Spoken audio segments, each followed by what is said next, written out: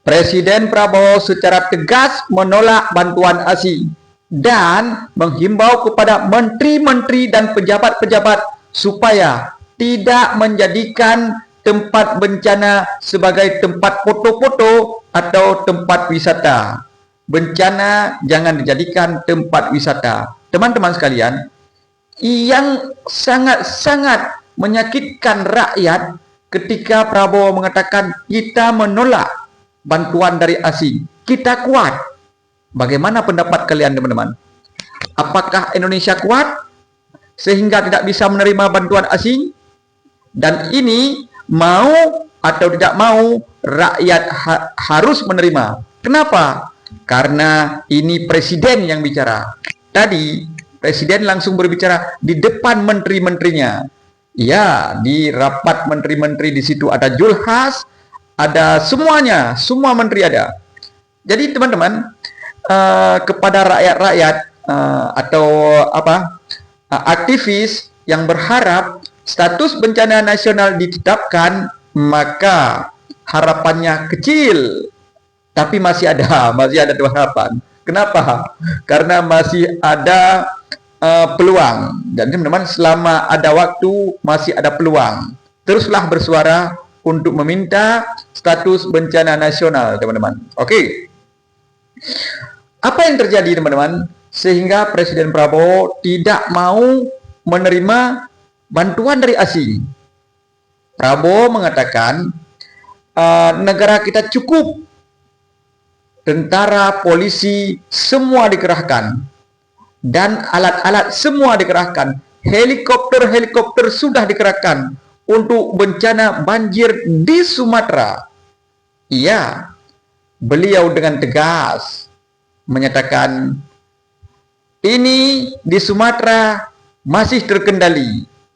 Jadi teman-teman, jika sudah berapa hari ini, 15 hari terkendali, jadi ke depan makin terkendali. Artinya bantuan asing tidak diperlukan. Nah, ini kita akan membahas apa yang akan terjadi dengan Indonesia.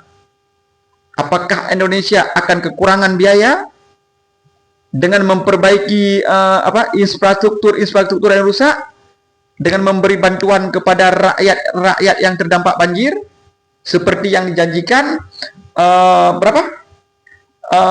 Satu kakak satu rumah 60 juta ya, belum lagi korban.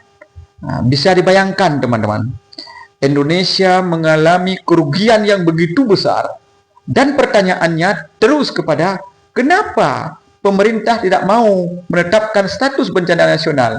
Apakah pemerintah dan khususnya Presiden Prabowo takut sehingga ketahuan ada pembalakan liar, ya kan, yang disebabkan oleh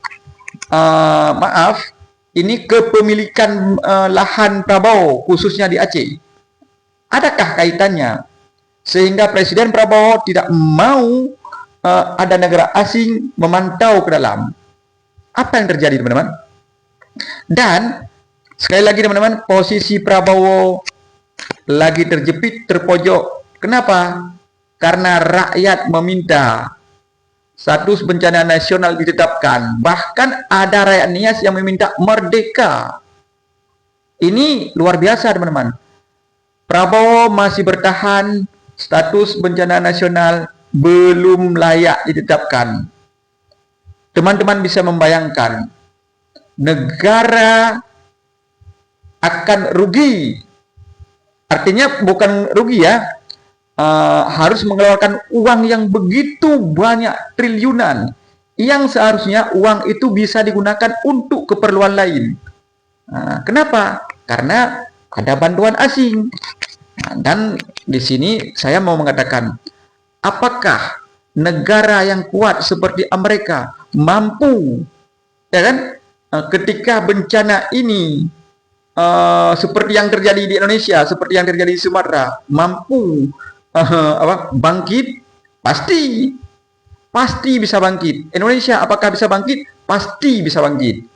Pertanyaannya, berapa lama bisa bangkit tanpa bantuan negara luar? apakah jika menerima bantuan dari luar membuat Indonesia terlihat lemah? Nah, di sini akan kita bahas, teman-teman. Yang perlu diketahui, menerima bantuan dari luar tidak berarti Indonesia lemah, tetapi menghargai bantuan orang. Ini yang perlu dibahas atau dibisikkan ke tangan Prabowo.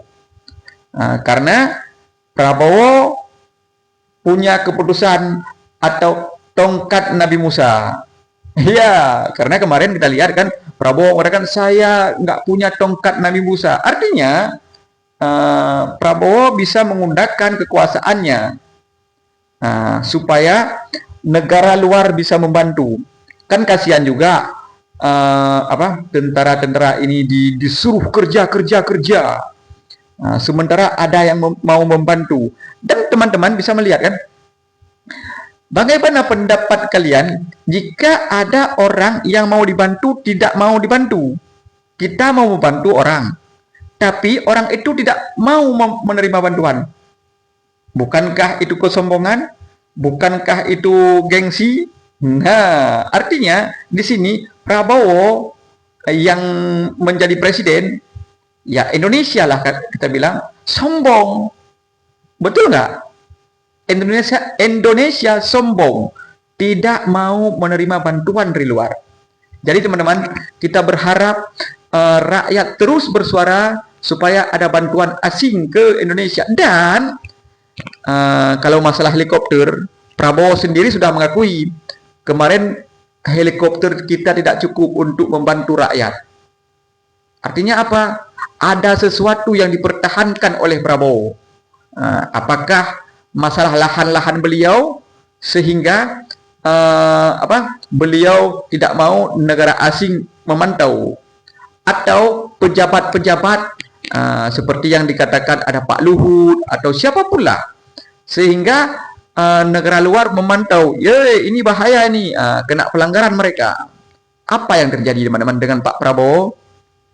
Kita berharap Pak Prabowo tidak salah langkah, karena di sini Pak Prabowo lagi dihujat oleh rakyatnya sendiri. Sebagaimana kita ketahui kemarin, rakyat Indonesia memuji-muji Prabowo karena ada menteri seperti Purbaya, ya kan, yang sangat-sangat mengetahui ekonomi. Jadi ini rakyat terus bertanya, kenapa tidak mau menerima bantuan? Apakah gengsi atau takut ketahuan bobroknya Indonesia karena pembalakan liar, hutan-hutan ditebang? Bukankah begitu teman-teman? Kalian subscribe video ini, kalian share supaya makin berkembang akun ini ya. Oke teman-teman, kita akan berbicara lebih lanjut, dan kepada pejabat-pejabat dihimbau supaya tidak dijadikan tempat bencana ini sebagai tempat wisata, ya kan, seperti Pak Zulkifli Hasan kemarin yang foto-foto. Mungkin itu maksudnya teman-teman, supaya pejabat ini tidak hanya foto-foto tapi fokus kerja. Bagaimana juga dengan mereka influencer, artis yang foto-foto, bagaimana? Apakah dilarang? Teman-teman, terus saksikan channel Hardevana. Oke, kita lanjutkan di video selanjutnya. Kita akhiri. Wassalamualaikum warahmatullahi wabarakatuh.